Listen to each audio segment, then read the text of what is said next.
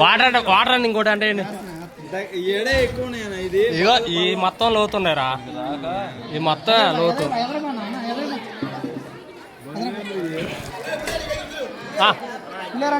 పులేర్ అంటే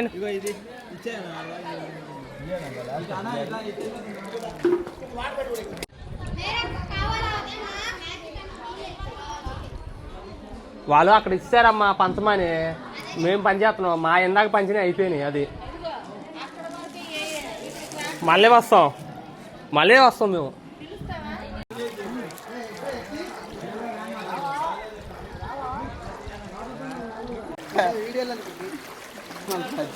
ఎవడికన్నా పెడితే రెస్పాన్స్ అవుతారు కదా.